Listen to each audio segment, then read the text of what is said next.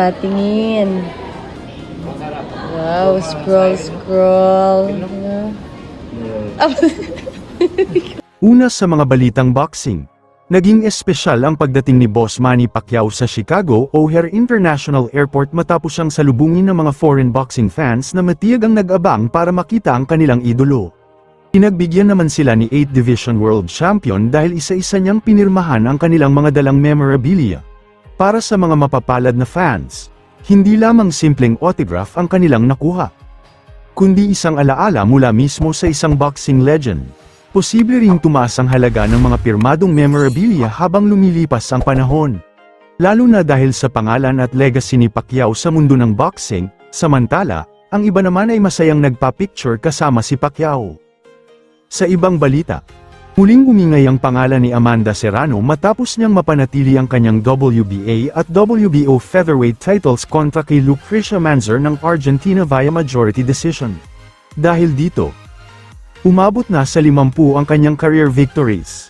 Kaya naman mas pinag-uusapan ngayon ang posibilidad na makuha pa niya ang world title sa ibang weight division, kung magagawa niyang maging kampiyon sa flyweight o welterweight. Maaari siyang magkaroon ng world title sa 8 magkakaibang weight divisions, na maglalapit sa kanya sa makasaysayang record ni Boss Manny Pacquiao.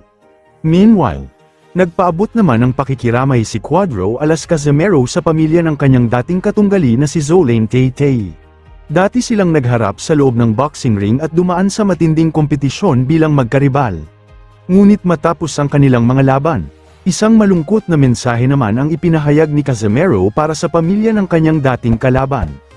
Ipinakita nito na kahit matindi ang labanan sa loob ng ring, maaari pa ring manaig ang respeto at pakikiramay sa panahon ng pagdadalamhati. Sa ibang banda, naging usap-usapan naman sa social media ang isang nakakatuwang eksena na kinasangkutan nina John Riel Casimero at Sabel Ando.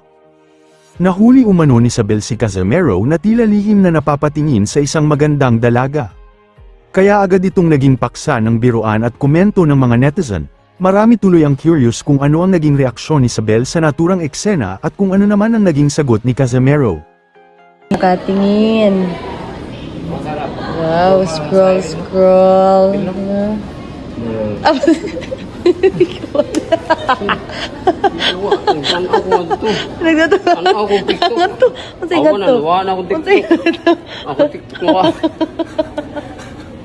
Sa huling balita, bukod sa kanilang mga bonding at pamamasyal, lumitaw rin na paborito ng magkasintahan ang taho.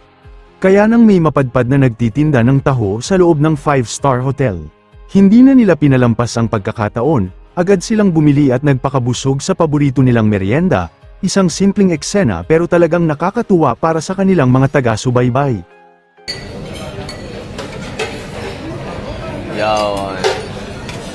Kunay pa yan.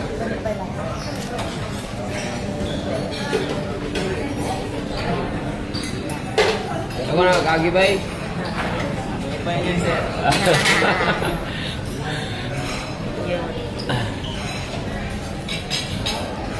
Ito ba bay? Libod na bay? Baligyan na? Libod na? Libod na? Oo nga yun. Wala lagi nagingana yun sa gawas bay. Ganang, di mo baligyan, libod na rin. 5-star hotel ba yun? Ano, 5-star hotel. Ha? 5-star hotel.